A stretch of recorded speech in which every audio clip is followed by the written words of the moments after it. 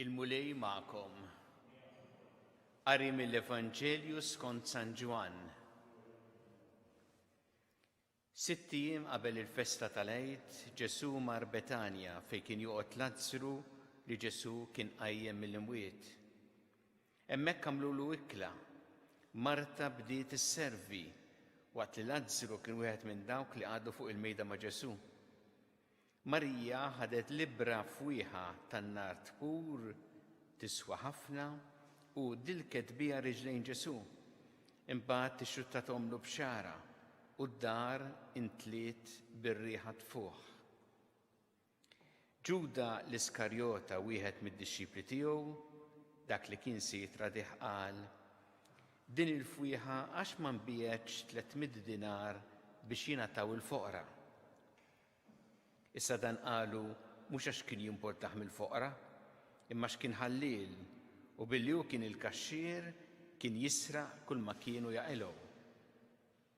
Qallu Ġesu: ħalliha, din il-fwieħa kienet refeta għal-jum mid-difna tiegħi. Il-foqra dejjem issibuhom magħkom, imma lili mhux dejjem issibuni. Kotra kbira ta' Lut saru jafu li hu kien qiegħed hemm u marru mhux biss minħabba Ġesu, imma wkoll biex jaraw il-Lażru li hu kien qajjem mill-imwiet. Għalhekk il-qassisin il-kbar ftehmu li joqtlu lil Lażru wkoll, għax minħabba fih ħafna mill-Lut bdew jitilquhom u jemmnu f'Ġesu. Il-kelma tal-mulej.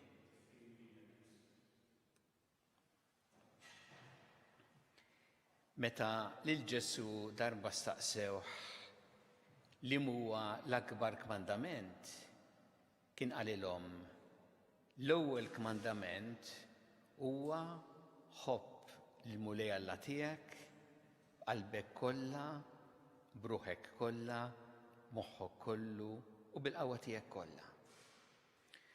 U dan li rajna llum f'Evanġelju, dak li għamlet Marija meta ġabet il-fwieħa u dilket riġlejn Ġesu u xruttathomlu mbagħad b'xara, dan kien espressjoni ta' din l-imħabba totali, imħabba sħiħa lejn Ġesu.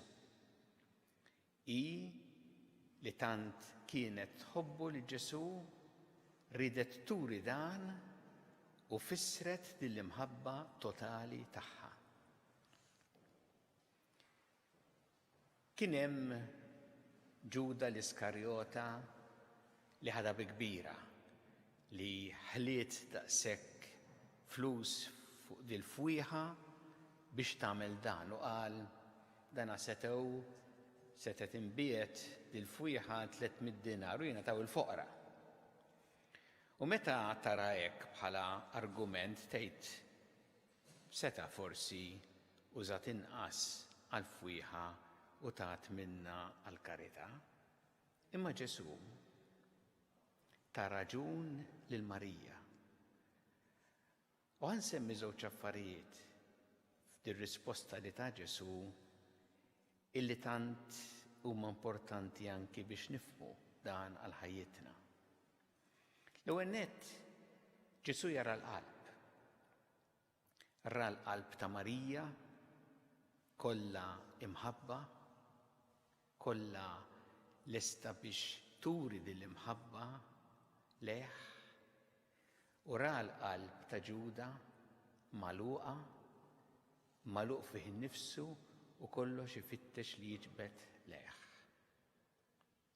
Ġesu jara l-qalb, mhux biss dak li jidher. Imma wkoll fir-risposta li ta' Ġesu: il-foqra issibuhom dejjem magħkom, hemm ukoll xi ħaġa importanti ħafna li aħna nifhmu. Dik ir-risposta li ta' Ġesu il-Lut isemgħuh kienu jafuha sew. Il għaliex dika kienet fit-Testament il-Qadim fil-ktieb tad-Deuteronomju l-ewwel biċċa ta' sentenza li tkompli il-foqra sibuhom dejjem magħkom. U jien Alla qed jitkellem qed nurnalek biex tiftaħ idek maħuk mal-fqir mal-miskin. Ġifieri meta semmek Ġesu qed jgħid foqra sibuhom dejjem magħkom u għandkom dejjem tgħinuhom. U Ġesu li għamel ċar huwa għax qiegħed kontra xulxin l-imħabba lejn Alla u l-imħabba lejn il-foqra. Din mhix waħda kontra l-oħra jew waħda tieħu post l-oħra. Infatti Ġesu meta kien spjega l-ikbar kmandament kien qal ħobb lil Alla b'mod sħiħ u t-tieni jixbu jmur miegħu ħobb il-lajrek bħalek innifsek. Għax l-imħabba vera lejn Alla lilna tiftaħna lejn l-oħrajn u tgħinna biex naħsbu tassew f'dak li huma fil-bżonn. U allura dawn imorru flimkien. Kultant l-argument ta' Ġuda għadu jinstema' anki fi żmienna qisu il-ħin mogħti biex turi l-imħabba tiegħek lejn Alla qisu ħin żejjed, pereżempju t-talb. Mhux aħjar flok il-ħin ta' talb tgħin lil min hu fil-bżonn? Ma risposta ta' Ġesu hija għax qegħdhom kontra xulxin dawn. Dawn imorru flimkien. U meta verament titlob mod ġenwin, sinċir, it-talb Alla jiftaħlek fit-talb qalbek għal dawk li huma fil-bżonn. Għax imbagħad inti tara anki lilu f'dawk li huma fil-bżonn kif qalilna hu. Dak kollu li tagħmlu mal-iżgħar fost ħuti tagħmluh miegħi. U għalhekk dawn imorru flimkien.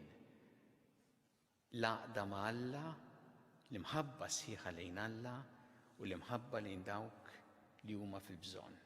Itolbu l-mulej din il-grazzja li aħna f'ħajjitna ikonna mħabba sħiħa leħ u li din l-imħabba tiftaħna mbagħad tiftħilna qalbna għal dawk li huma fil-bżonn, għal dawk li b'xi mod jew ieħor jeħtieġu l-għajnuna biex aħna nuruhom tassew l-appoġġ, is-solidarjetà u l-imħabba kif urina u kif għallimna Ġesu.